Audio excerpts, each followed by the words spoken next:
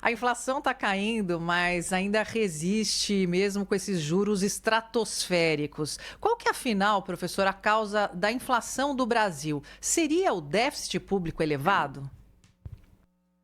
Olha, em parte é o déficit público elevado, mas também, em boa parte, é a própria política que nós acabamos eh, de mencionar, que, no seu conjunto, ela, por vezes, insufla a inflação, a própria inflação.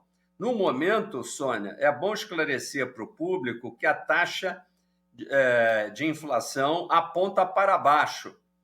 Se a gente for nos supermercados, por mais que a gente goste de reclamar, eu também gosto muito de reclamar, porque os preços, às vezes, dos principais alimentos é muito volátil, são voláteis e, às vezes, estão em alta. Neste momento, principalmente os hortifruti granjeiros estão, de um modo geral, em baixa e ajudam a formar uma cesta de preços que aí vai incluir preços de combustíveis, os serviços pessoais, os serviços de educação e de saúde, tudo que num orçamento de uma família típica, essa família típica gasta. E o IBGE calcula em função desse gasto de uma família modelo. Óbvio que quem está fora desse modelo vai ter uma inflação dele um pouco maior ou um pouco menor.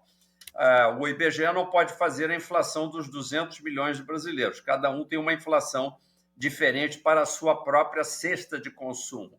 A cesta modelo está com, nos últimos 12 meses, uma evolução de 4,8%, que é superior ao teto da meta fixada pelo Banco Central de 4,5%. Quero dizer para você que 4,5%, em termos mundiais, não é uma inflação que assusta. Portanto, o Banco Central, nesse momento, ele pratica uma meta de inflação que, no centro, ele quer obter 3% apenas de inflação, e esses 3% de inflação, mundialmente, é uma meta muito, muito pesada, muito difícil de ser obtida, porque os preços têm que ficar praticamente estáveis. E você sabe muito bem que o Brasil ainda tem muita indexação, isto é, correção automática.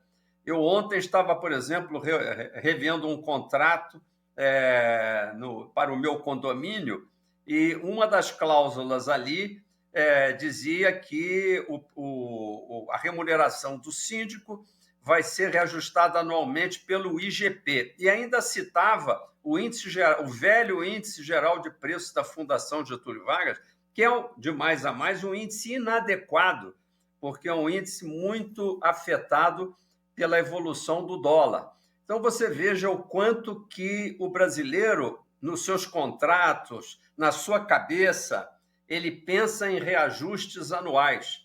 E enquanto nós temos esses reajustes anuais insuflando a inflação do ano seguinte, a gente pode contar, Sônia, que partindo do zero, a gente já começa com 3 a 4% de inflação só na largada, que é a inflação dessa indexação automática. Ela teria, para a gente realmente ter como meta 3% de inflação, a gente tinha que funcionar um pouco como nos Estados Unidos, onde, na cabeça do americano, dólar é dólar.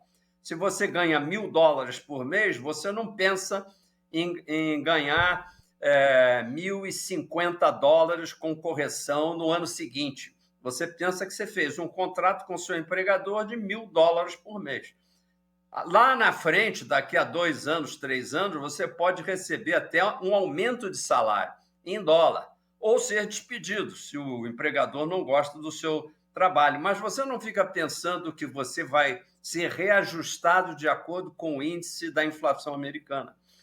Aqui, o governo pratica esse tipo de indexação, as famílias praticam indexação, as empresas praticam indexação. Portanto, o Banco Central é um Banco Central com a cabeça fora do lugar, porque ele quer atingir uma inflação de 3%, como se ele estivesse na Europa, nos Estados Unidos, mas, na realidade, ele está no Brasilzinho, que tem correção monetária, que tem preços administrados pelo próprio governo, que tem preços como de energia, onde o governo toda hora está mexendo para dar subsídios, como o governo Lula quer dar subsídios para uma camada e isentar quem gasta energia, e apesar de gastar energia não pagar nada, óbvio que isso tem que ir para o quê? Para a conta dos que pagam. E essa conta fica majorada, é mais cálculo inflacionário.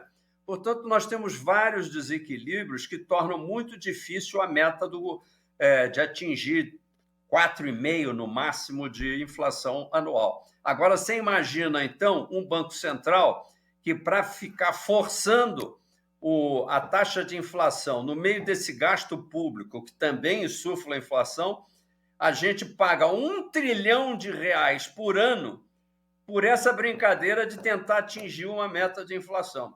Se eu fosse o Cláudio Humberto, eu não iria querer pagar nem 1 bilhão, aliás, nem 1 milhão. Aliás, eu não pagaria nem R$ 1.000 para atingir 4,5% no máximo de inflação. Se fosse 4,8%, eu ficava mais ou menos satisfeito. No entanto, o Banco Central nos arruma uma conta que não é nem de R$ 1.000, nem de 1 milhão, nem de 1 bilhão. Ele nos arruma uma conta de 1 trilhão, que é a brincadeira de trazer a inflação para o centro da meta. Isso não faz nenhum sentido. Isso é uma brincadeira com a política monetária efetiva que a gente deveria aprender em boas escolas de economia. Professor Paulo Rabelo de Castro, sempre às quartas-feiras conosco aqui no Jornal Gente. Muito obrigado pela sua participação. Até semana que vem, professor. Obrigado, Pedro. Um bom dia, bonjour, Ana, e um bom dia, Cláudio Humberto. Bom falar com vocês.